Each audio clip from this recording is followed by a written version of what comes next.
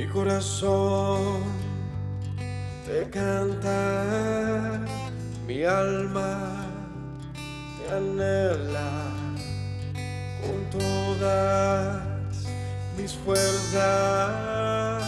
Te amo, roca eterna, tú eres mi esperanza, mi gloria, mi fuerza.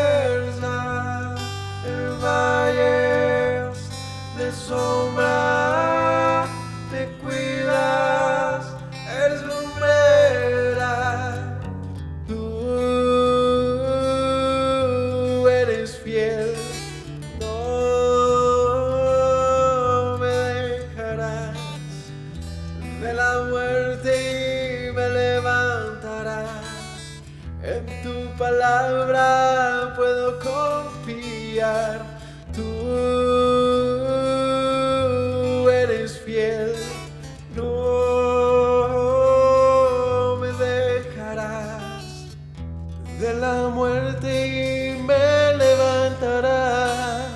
En tu palabra puedo confiar. Eres fiel.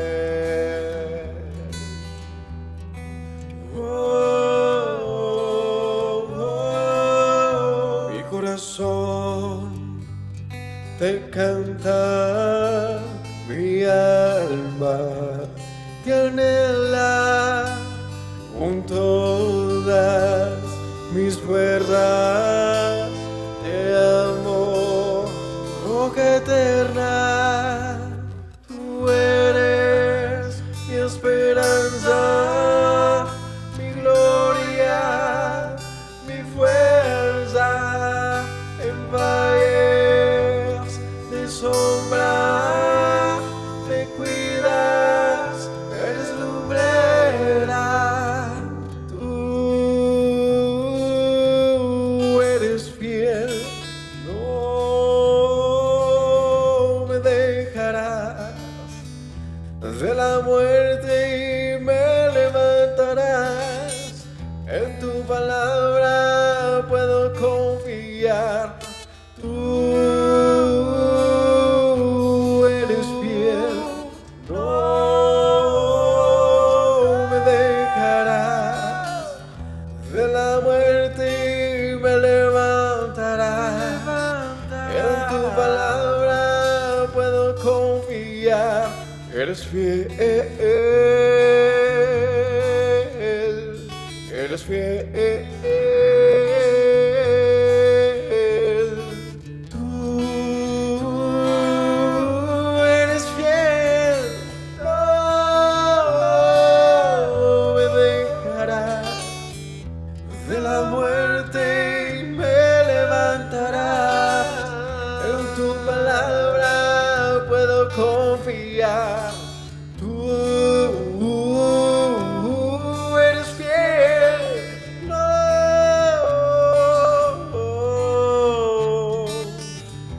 De la muerte me levantarás.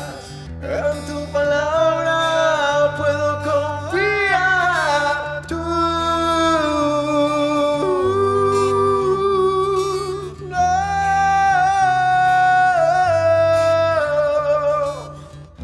De la muerte me levantarás. En tu palabra puedo confiar. Eres fiel, eres fiel. Tú eres fiel, no me dejarás. De la muerte me levantarás. En tu palabra puedo confiar.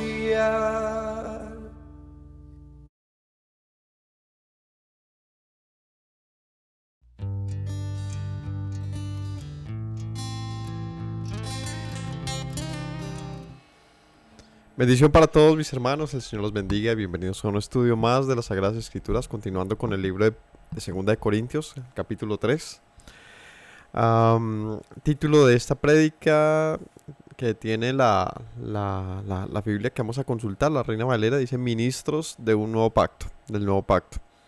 Es un tema muy interesante del cual Pablo va a utilizar, va a hacer un paralelo, digamos, entre el anunciamiento que hubo del pacto que es recibido por mano de Moisés y del que ellos están enseñando como apóstoles.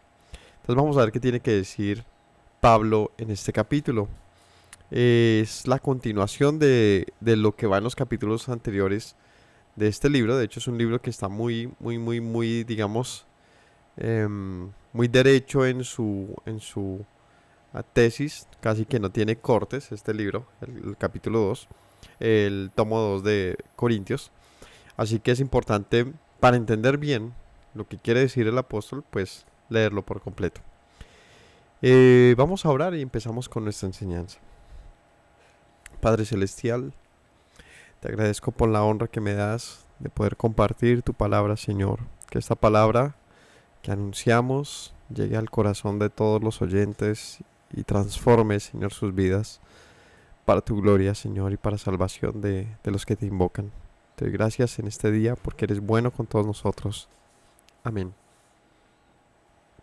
Bueno, el capítulo 3, para iniciar bien con esta lectura, vamos a empezar desde el capítulo 2, versículo 14, donde dice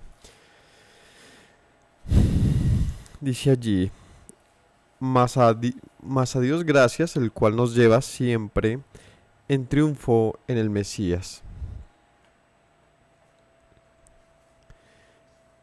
Y por medio de nosotros manifiesta en todo lugar el olor de su conocimiento, porque para Dios somos grato olor del Mesías en los que se salvan y en los que se pierden. A estos ciertamente olor de muerte para muerte y a aquellos olor de vida para vida. Y para estas cosas, ¿quién es suficiente? Pues no somos como muchos que medran falsificando la palabra de Dios, sino que con sinceridad, como de parte de Dios y delante de Dios, hablamos en el Mesías. Bueno, ¿de qué está hablando aquí Pablo? Pablo está hablando de... En los capítulos anteriores hace una comparación, un contraste entre los padecimientos, el sufrimiento de lo que era para ellos la predicación de la palabra, pero también la consolación que recibían en ver un fruto en los hermanos. Es 2 Corintios 3. Entonces es un comparativo entre el sufrimiento y la consolación, el consuelo. Acerca de ese consuelo él dice, pues hemos encontrado un fruto en nuestros hermanos, en ustedes, en los oyentes. Ustedes son el resultado, son el fruto de lo que este evangelio ha hecho. Para algunos esto ha sido un mensaje de vida y para otros de muerte.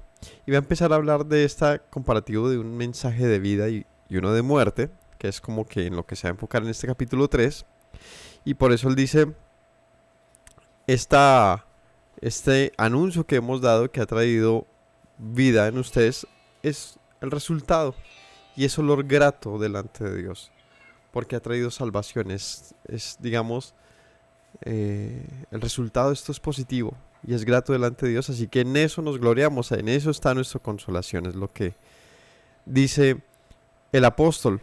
Pero esto no lo hacemos como aquellos que medran la palabra, la falsifican de esa manera, sin ser sinceros. Y en este punto Pablo va a ponerse, digamos, en una balanza con otros maestros, otros predicadores, otras personas que estaban en aquella época también trayendo el mensaje, un mensaje del evangelio quizás, o un mensaje de entre muchos, pero este mensaje no era verdadero, no era exacto, no era completo, porque dice que medran falsificando la palabra de Dios. Él dice, hay quienes lo hacen medrando. ¿Qué es medrar? Es contener, ¿cómo se dice?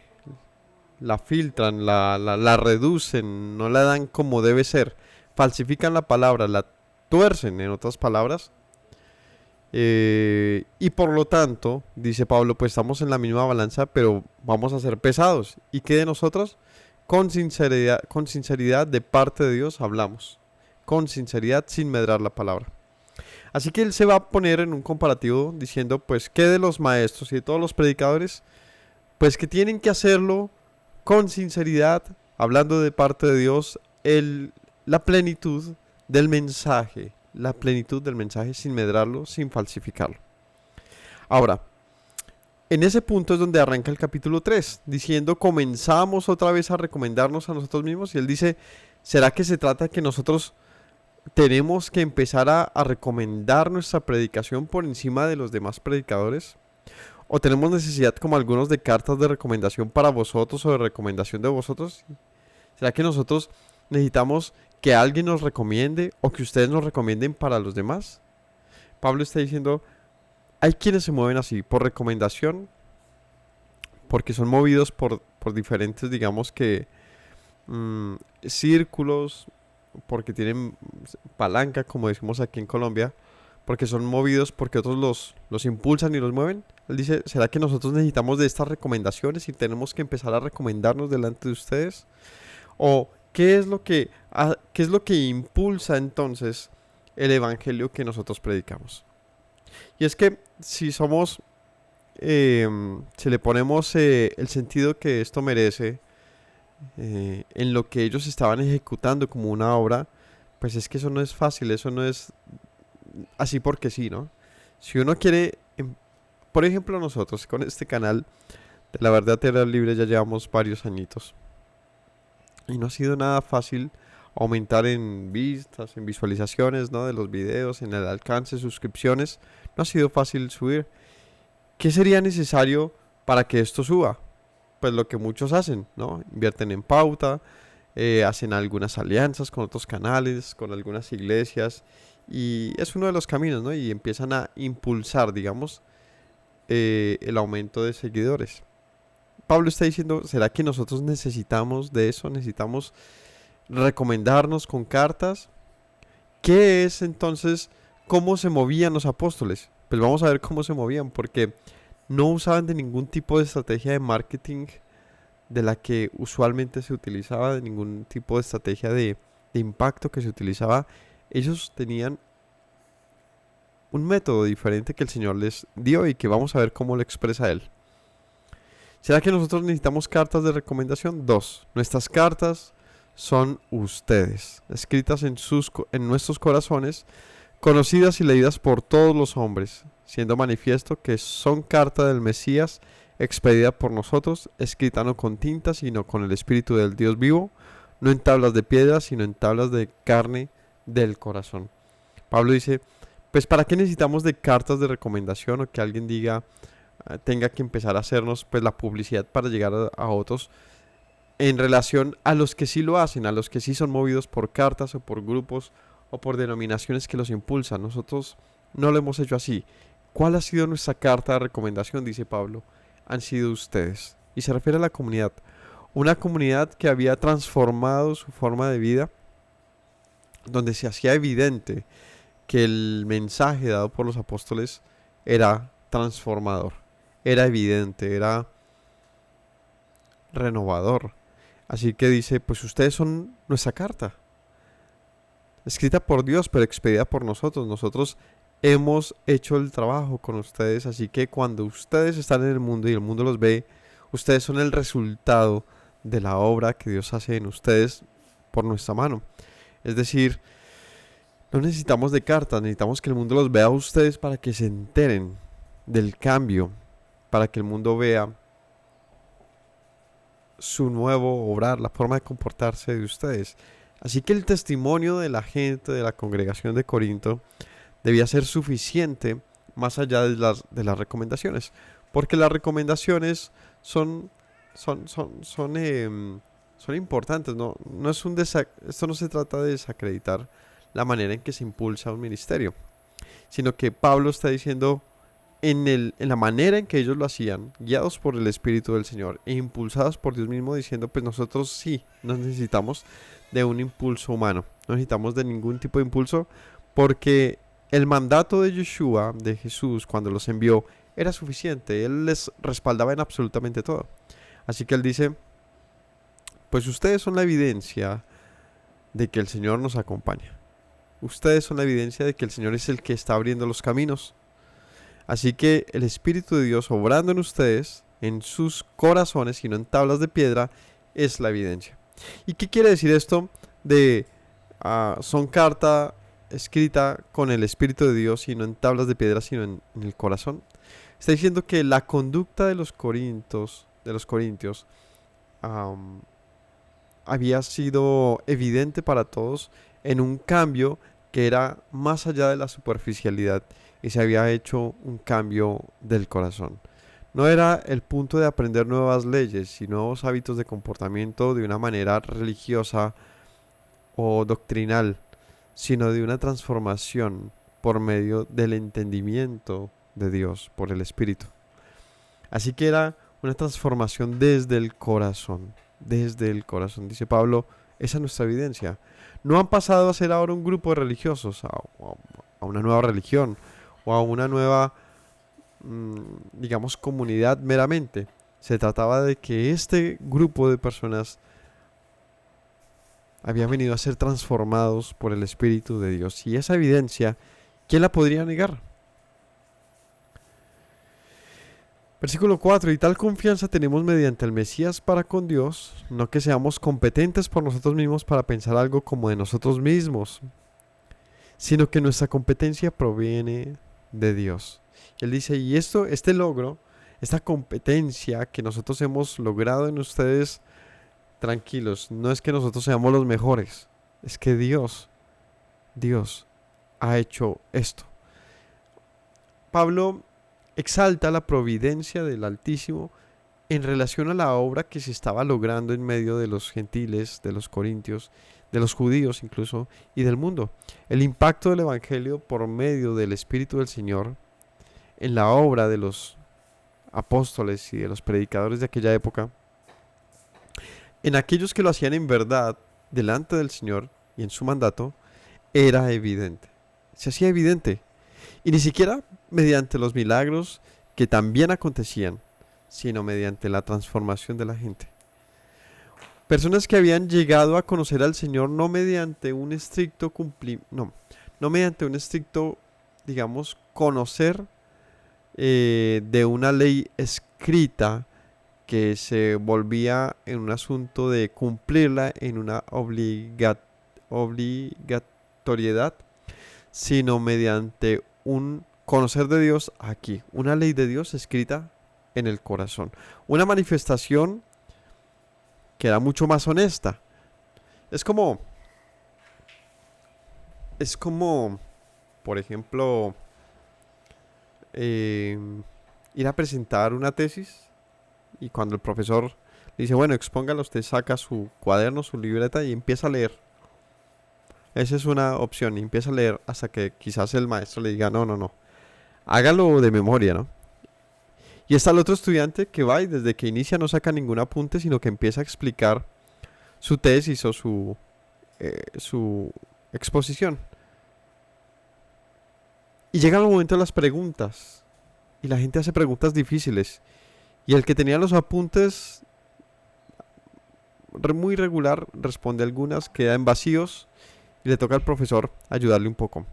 Pero está el otro estudiante, el que había memorizado la exposición o la comprendía, y puede no solamente responder las preguntas, sino lo hace de una manera muy, digamos que muy interesante, muy amplia.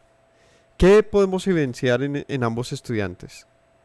Que uno simplemente se había ocupado en tratar de memorizar, de aprender, o ni siquiera de aprender, sino simplemente de, digamos que replicar un mensaje que quería dar a conocer. En cambio el otro se había esforzado por comprender, por analizar, por reflexionar acerca de tal enseñanza. Así que esta fue evidente en una exposición que evidenciaba que él conocía. Algo así es lo que quiere decir este asunto de una ley escrita o una, ¿cómo es que lo dice Pablo? Dice aquí en el 3, ustedes son carta no escrita con tinta, sino con el Espíritu de Dios, no en tablas de piedra, sino en tablas del corazón. Escrito no en tablas de piedra, sino en el corazón. Está hablando de cómo un mensaje puede pasar de algo recibido simplemente a algo que está dentro de uno. Porque las tablas de piedra que va a ser mencionada acá son las tablas recibidas en el Sinaí. Tablas que fueron recibidas, escritas de parte de Dios, pero finalmente, de una u otra manera, desconectadas del pueblo, porque el pueblo no las interiorizó. Simplemente las tuvo al lado, caminaba, estaba en medio de ellos, pero no tuvieron el valor, el deseo de aprenderlas. Pero hay algunos en quienes estas mismas palabras que estuvieron en piedras también estuvieron en el corazón. Y es de eso de lo que habla Pablo. Esa es la evidencia del Espíritu de Dios. Y es que ha hecho que ustedes, quienes eran desconocedores, que estaban lejos de Dios, vengan a tener su ley en su corazón. Así que él dice, esta competencia proviene de Dios, versículo 6, el cual asimismo nos hizo ministros competentes de un nuevo pacto, no de letra, sino del Espíritu, porque la letra mata, mas el Espíritu vivifica. Una frase súper conocida y descontextualizada generalmente. Este asunto de la letra mata generalmente se utiliza para decirle a la gente no estudie tanto la Biblia porque la letra mata. No hay nada más incoherente que concluir eso. Que concluir, porque me lo dijeron alguna vez en alguna enseñanza que estaba llevando y no recuerdo las razones puntuales, pero cuando trataba de argumentar una opinión con la Biblia, me decían no, porque la Biblia, la letra mata, o sea, como que tu interpretación no es la correcta porque lo dice la Biblia y leer tanto o citar tanto la Biblia mata porque son letras. Y en otras palabras lo que quería decir aquella persona es lo que vale es una revelación. Pero la pregunta es ¿qué tipo de revelación? ¿Puede acaso una revelación desconectada de la letra de la Biblia sustituir a lo que dice la letra de la Biblia? Pues ahí hay un grave, grave error, porque si no, pues cualquier mentira sería válida por encima de la misma escritura. No dice esto acá. Lo que está diciendo es que, en primer lugar, dice Pablo, el Señor, a nosotros, los apóstoles, nos ha hecho ministros, es decir, servidores. Tenemos una misión con este pacto, con un nuevo pacto. Un nuevo pacto. ¿Y a qué pacto se refiere? ¿Qué es el pacto? Bueno, esto hemos hablado un montón de veces, pero para esto vamos a leerlo rápidamente en el libro de Jeremías 31. Vamos a ir al libro de Jeremías 31 y leemos cómo dice allí para entender a qué se refiere el apóstol con un nuevo pacto. Jeremías 31, 31.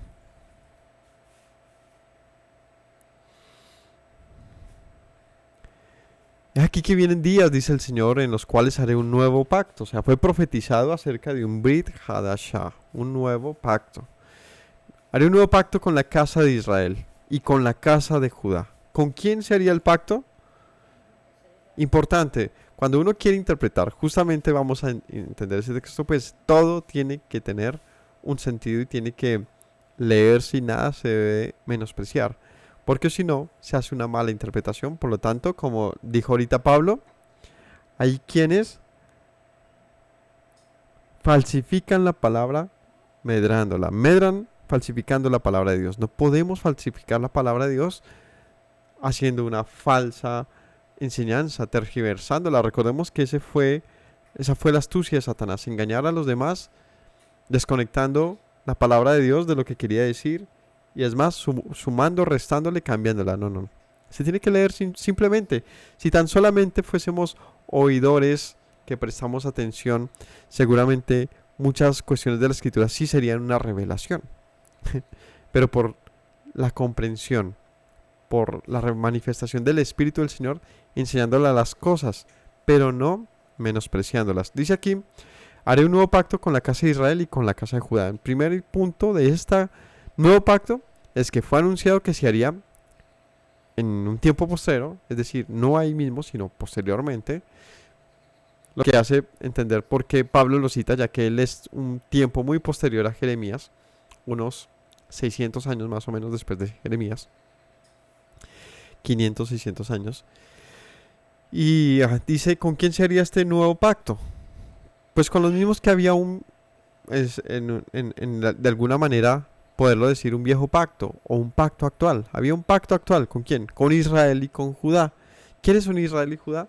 Un solo pueblo que fue dividido entre ellos por causa del pecado que hubo entre los reyes de Israel. El caso es que a estos dos pueblos, que son uno finalmente, llamado Israel, dice el Señor, haré un nuevo pacto con ellos. O sea, renovaré un pacto con ellos. No como el pacto que hice con sus padres el día que tomé su mano para sacarlos de la tierra de Egipto, porque ellos invalidaron mi pacto, aunque fui yo como un marido para ellos, dice el Señor. No como el pacto. ¿Cuál fue el pacto que ellos ya tenían? El pacto que ya tenían es el pacto hecho en el Sinaí, en tablas de piedra. Él dice, haré un nuevo pacto no como ese. ¿Pero qué significa no como ese? Vamos a leer.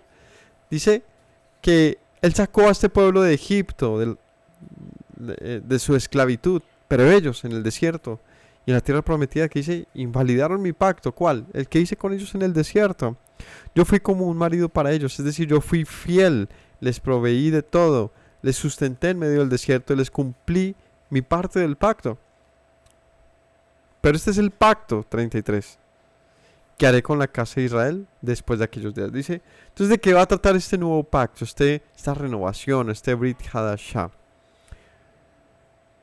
Daré mi ley, ojo, mi ley en su mente y la escribiré en su corazón. Pablo está hablando de una evidencia del Espíritu de Dios, no en tablas, sino en el corazón de los creyentes de Corinto. ¿Qué tenían los creyentes de Corintio? Pues la evidencia de un nuevo pacto. ¿Cuál era la evidencia de un nuevo pacto? Pues un comportamiento que evidenciaba la ley del Señor puesta en el corazón del hombre. De eso se trata el nuevo pacto. O por lo menos hasta aquí dice que el nuevo pacto es que la ley del Señor. ¿Cuál ley? Pues la que estuvo en piedras. Porque, ¿cuál sería la ley del Señor en la lectura de Jeremías? ¿Cuántas leyes habían? Que para Jeremías, ¿qué sería la ley del Señor? O los oyentes, 600 años, ¿qué sería? O para el Pablo mismo, para Yeshua, para los apóstoles, ¿qué era la ley de Dios? Pues la ley, la que ellos citan todo el tiempo diciendo, como dice la ley, pues su ley dice. Así que dice el Señor, pues mi ley estará en su mente y en su corazón, la escribiré allá, lo que dice Pablo, no en letras escritas en tablas o en cartas de recomendación, sino en el corazón de los oyentes. ¿Y qué pasará con la ley dentro del pueblo? Dice, yo seré a ellos por Dios y ellos me serán por pueblo. ¿Cómo se restaura este adulterio que había entre el pueblo y el Señor? Un pueblo que se había olvidado del Señor, se había entregado a cualquier tipo de, digamos, de fornicación de pensamiento. Esta es una forma de referirse a cuando tú tienes un pacto con el Señor y simplemente lo invalidas para seguir otra forma de vida. Pues es como adulterar una relación, se cambia en un pacto que había. Así que el Señor dice, pues se había dañado la relación. ¿Cuál? ¿De qué se trata el pacto? De que el Señor se manifieste como Dios de aquellos a quienes se entrega el pacto, y por lo tanto ellos a quienes reciben el pacto sean llamados su pueblo.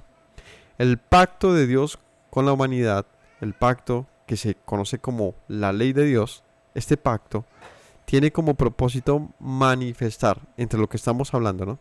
Tiene como propósito manifestar quiénes son de Dios y quiénes no. Tan sencillo como eso. ¿Cómo así? Claro, dijo Yeshua, por sus frutos serán conocidos. ¿Quiénes son los hijos de Dios, Señor?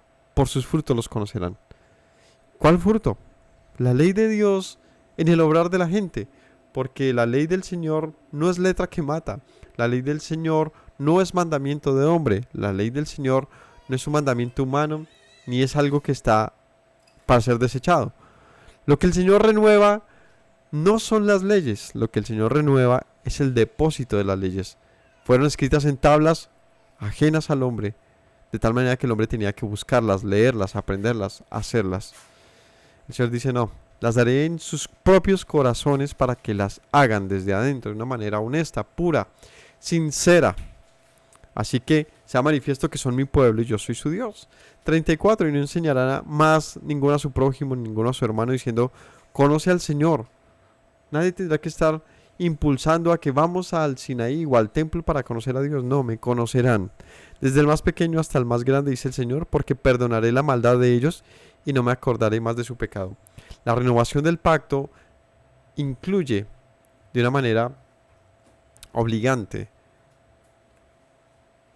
la restauración de la, ¿cómo se dice? Incluye el perdón o la expiación más bien del pacto roto. Porque es que hay un pacto entre el Señor y su pueblo y este pueblo rompe el pacto. ¿Qué quiere decir? Que son deudores al Señor.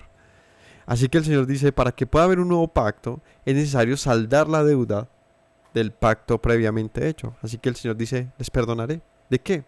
De la maldad. ¿Y qué es la maldad? De que hayan invalidado el pacto, que hayan faltado a los mandamientos. No me acordaré más de eso.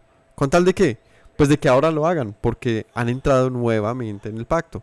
Es como hablar de la renovación de votos, ¿no? Una pareja que se ha lastimado mucho, ha habido infidelidad y todo, pero se perdona, o por lo menos lo intenta, y ¿sabe qué? Vamos a hacer algo bien bonito. Hagamos una renovación de votos. Volvámonos a casar. Hagamos las cosas bien en este momento.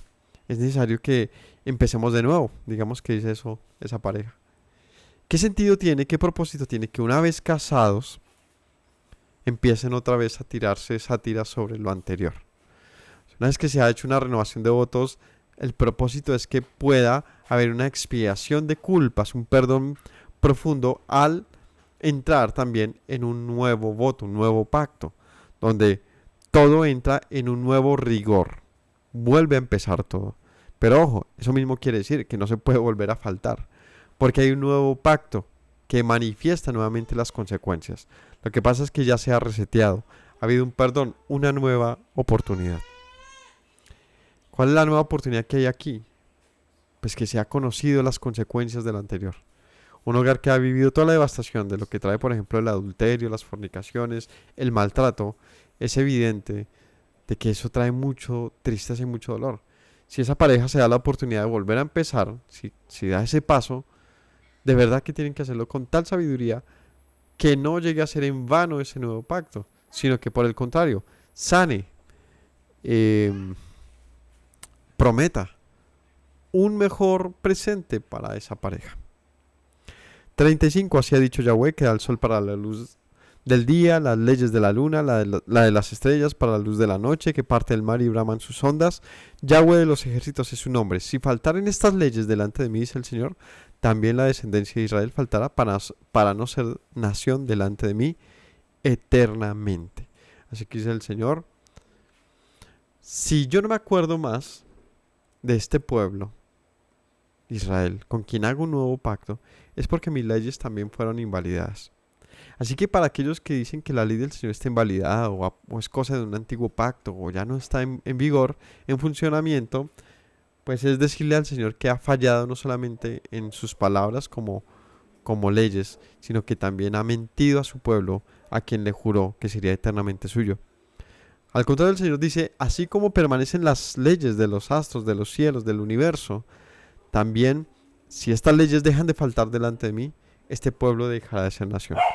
Como quien dice, es imposible que el pueblo del Señor deje de tener su misericordia y a la vez es imposible que el Señor abandone su ley.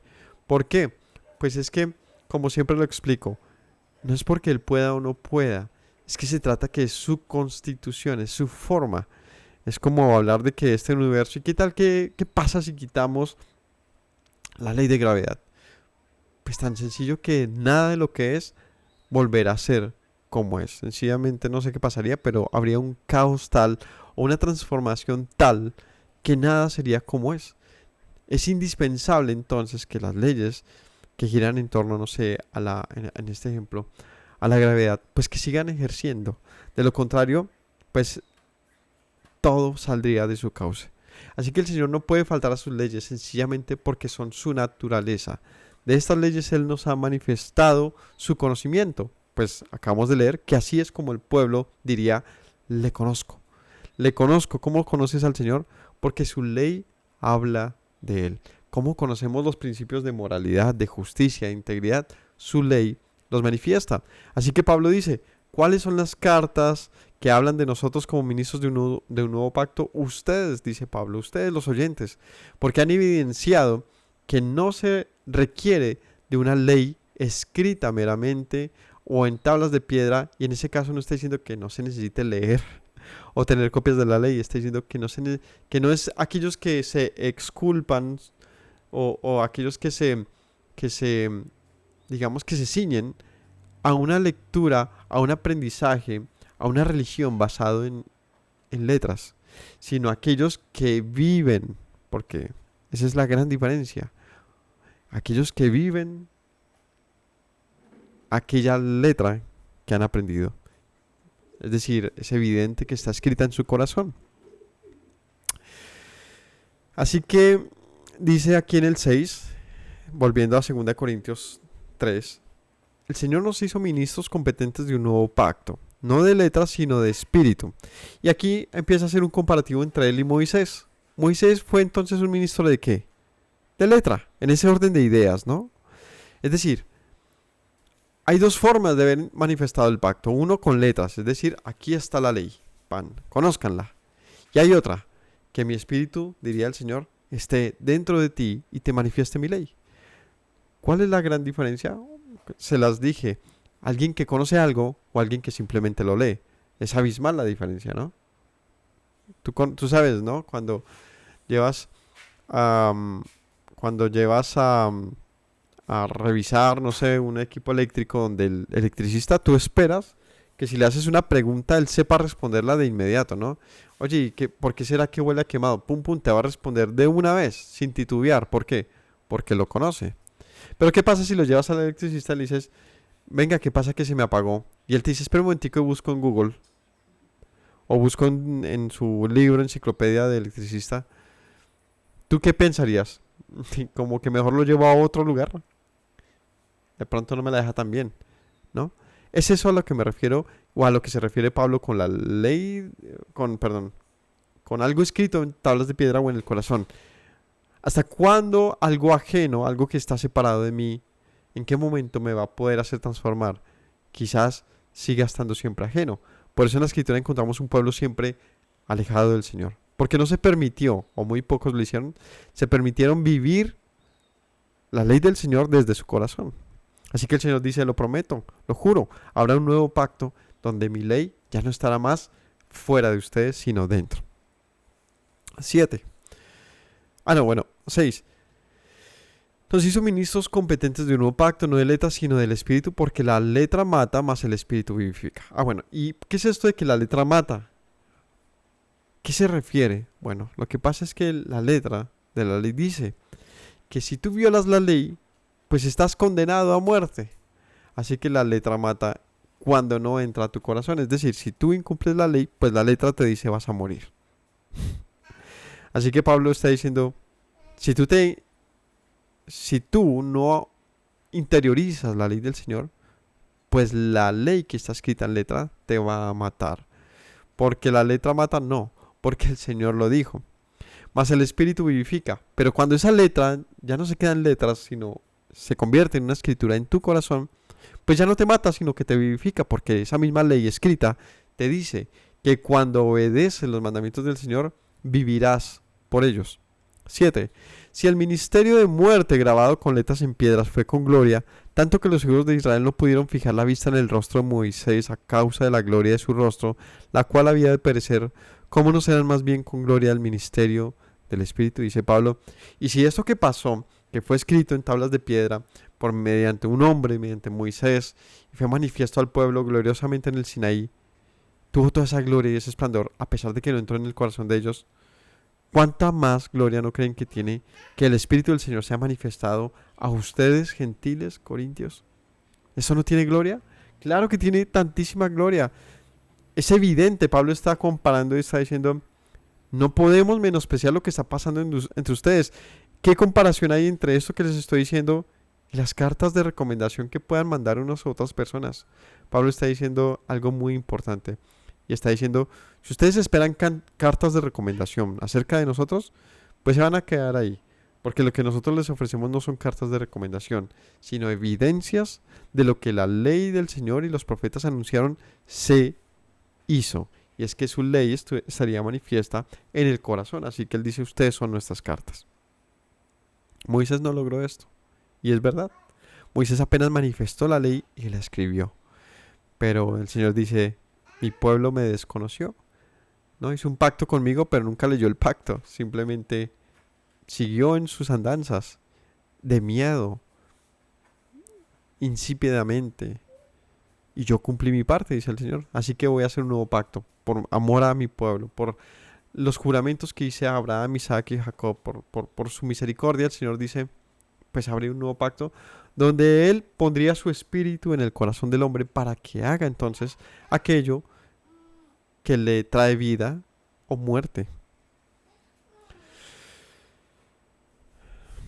9. Porque si el ministerio de condenación fue con gloria, mucho más abundará en gloria el ministerio de justificación. ¿Cuál es el ministerio de condenación? ¿La ley de Moisés? Hay que entenderlo. Pablo no está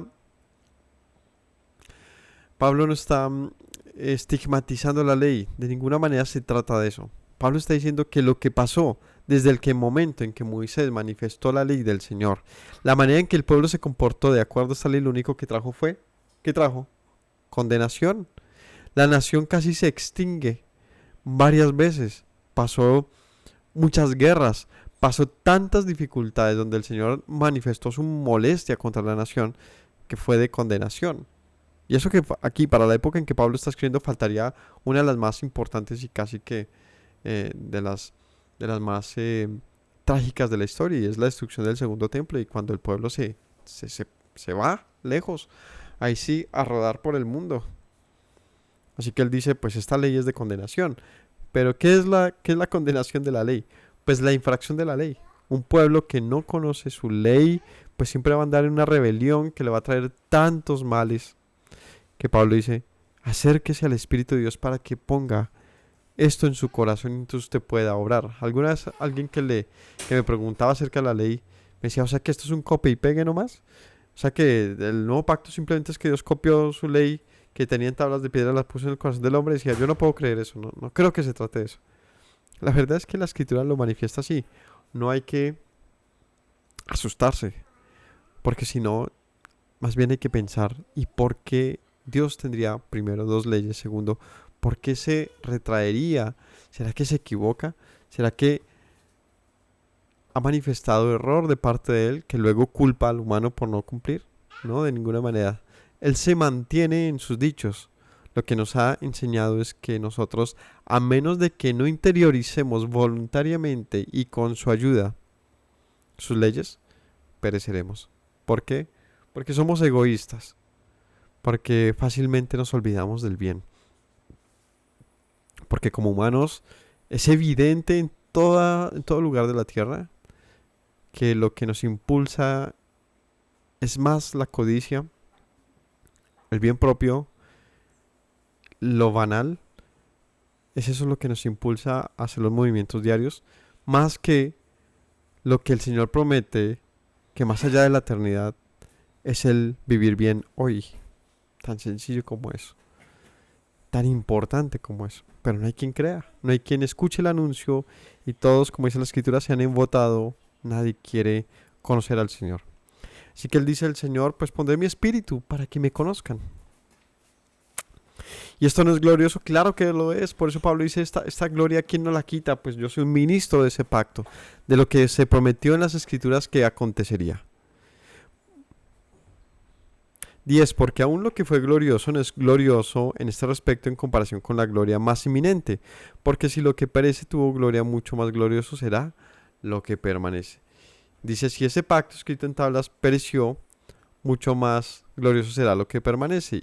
Y otra vez, esto no es un asunto de condenar la ley de Moisés, porque si somos bien honestos y sinceros con la lectura, no está diciendo eso.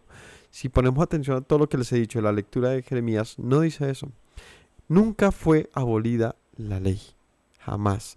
Es más, Yeshua dice, hasta que no pase el cielo y la tierra pasan estas palabras, citando al mismo Jeremías, donde decía, porque así como permanecen el sol, la luna, las estrellas y sus leyes, tampoco esta ley dejará de ser delante de mí y este pueblo. Así dice el Señor.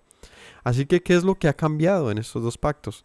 Pablo lo citó, tablas y corazón. Tablas y corazón, donde Las tablas tuvieron gran gloria, pero nunca comparable a la permanente de un corazón transformado. Es decir, las apariencias, o sea, lo aparente, por ejemplo, un milagro. Les pongo este ejemplo.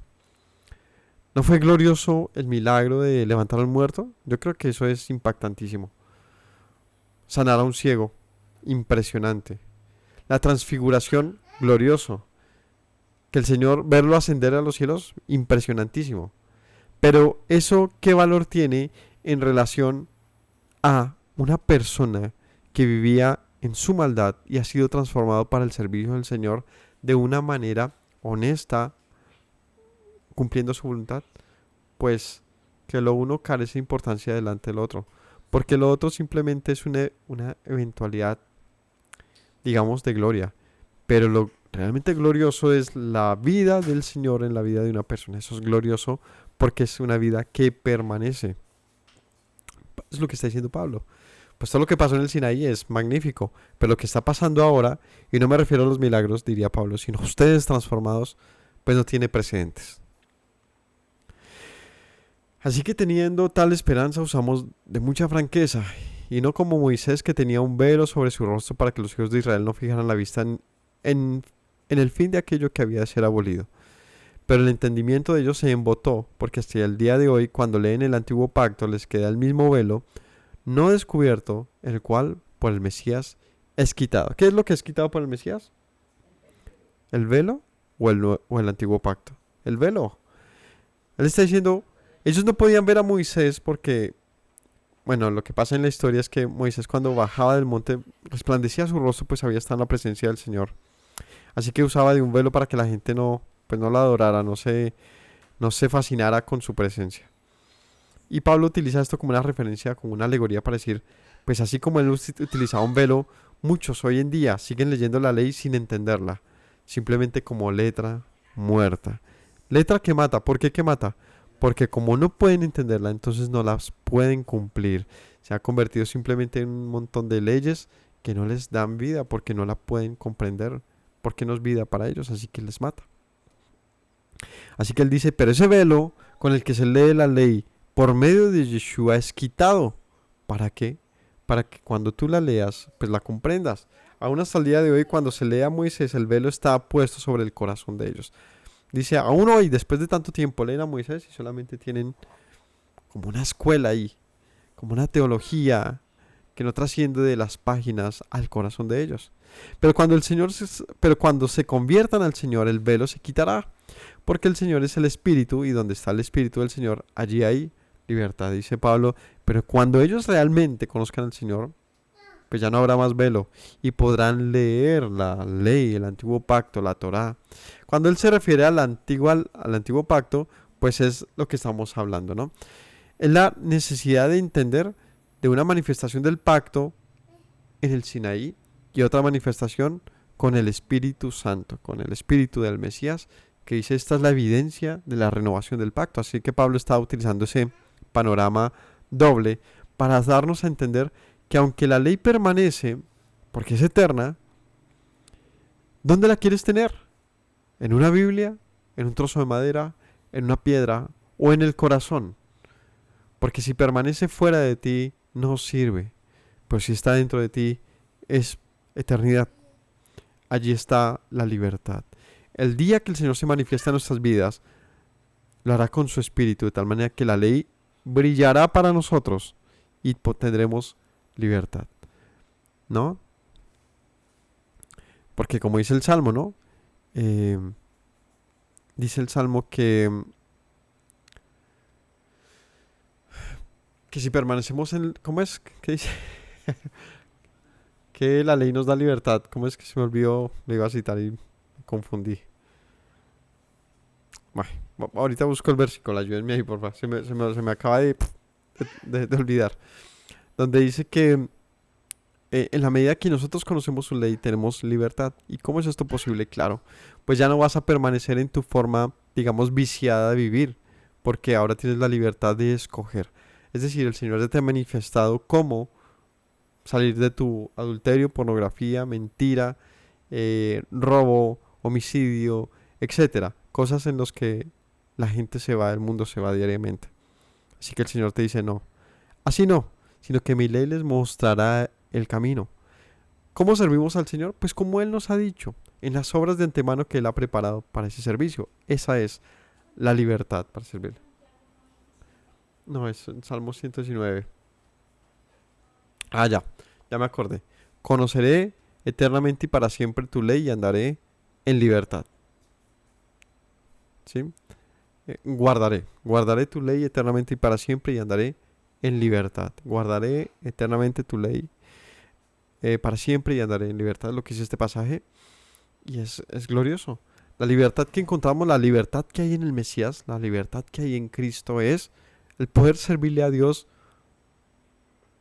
desde acá, profundamente, no por una imposición, no por algo que tengo que cumplir, sino por un conocimiento que se da desde el fondo del ser. Pablo dice, esa es nuestra carta. Esa es la carta que nosotros manifestamos al mundo. No necesitamos de más recomendación que esto. Por tanto, 18, nosotros todos, mirando a cara descubierta como en un espejo la gloria del Señor, somos transformados de gloria en gloria en la misma imagen como por el Espíritu del Señor. Así que, dice Pablo, mirando esto, cara a cara, mirando a cara descubierta, como en un espejo la gloria del Señor, o sea, nosotros viendo esto que está pasando, que lo que él dice, lo de antes fue glorioso, pero esto más, entonces nosotros viendo como en un espejo esta gloria, nos transformamos de gloria en gloria en la imagen del Señor. Es decir, nosotros vamos llenos del Espíritu, creciendo, transformándonos hasta su gloria. Salmo 119, 44, ¿cómo dice exactamente? Guardaré tu ley siempre para siempre eternamente y andaré en libertad porque busqué tus mandamientos. Pasaje de oro. ¿Quieren comprender este asunto de la ley y la libertad? Léanse todo el Salmo 119 esta noche. Estoy seguro que van a tener una comprensión muy, pero muy diferente de lo que es la ley del Señor. Y no los prejuicios y también los malentendimientos que podemos tener por algunas palabras de Pablo que resultan difíciles de comprender. Pero cuando las observamos de una manera más amable, dándole la oportunidad de entenderlas desde su contexto, estoy seguro que vamos a entender que sí ha habido mucha manipulación sobre lo que quiso decir Pablo acerca de la ley, como el caso de hoy. Que estos textos que cité hoy o que leímos hoy, la mayoría son usados para desacreditar la ley del Señor. Pero como leímos, al contrario, el conocer a Yeshua, al tener el Espíritu del Señor, lo que cambia no es la ley, es que ahora la podemos leer con revelación, como quitado el velo. Ahora sí podemos comprender porque están ¿dónde? Dentro de nosotros. Mis hermanos, gracias por habernos acompañado al estudio de hoy. Que el Señor los bendiga. Gracias por estar siempre atentos. Y no olvidemos las palabras del Mesías. ¿Qué nos dijo Yeshua? Si permanecen mis palabras, serán verdaderamente mis discípulos y conocerán la verdad. Y la verdad les hará libres. Que tengan todos linda noche. Shalom.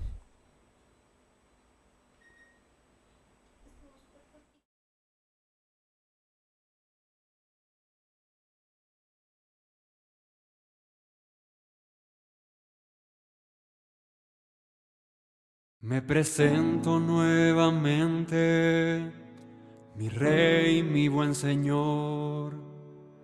Mis pasos se han desviado, necesitan dirección. En tu amor me he refugiado, Yeshua. Pues así al Padre puedo hoy decir. Me presento nuevamente, mi Rey, mi buen Señor. Mis pasos se han desviado, necesitan dirección. En tu amor me he refugiado, Yeshua. Pues así al Padre puedo hoy decir.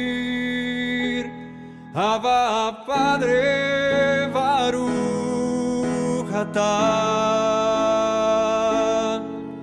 Señor Dios nuestro Rey de eternidad. Abba Padre, Baruch atah, Adonai Eloheinu melech haolam.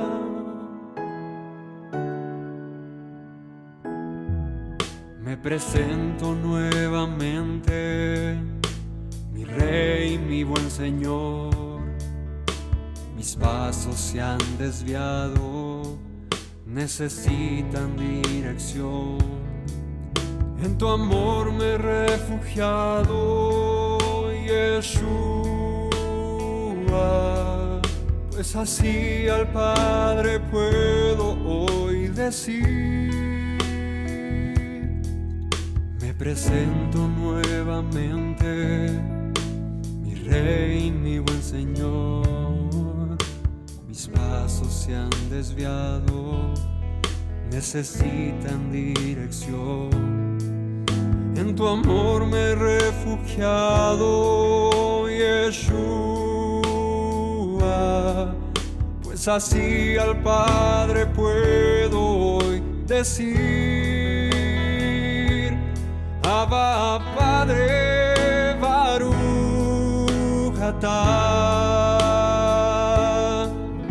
Señor Dios nuestro Rey de eternidad. Abba Padre, Baruch atah, Adonai Eloheinu melech haolam. Diste tu Hijo con devoción, sacrificio de amor, hasta la muerte el seguirlo para darme salvación. Al tercer día resucitó, a la muerte él venció. Luego al cielo ascendió, volverá, lo prometió. Abba Padre, Baruch atah, Señor Dios nuestro Rey de eternidad. Abba Padre, Baruch atah, Adonai Eloheinu melech haolam. Abba Padre, Baruch atah, Señor Dios nuestro Rey de eternidad. Abba Padre, Baruch atah, Adonai Eloheinu melech haolam.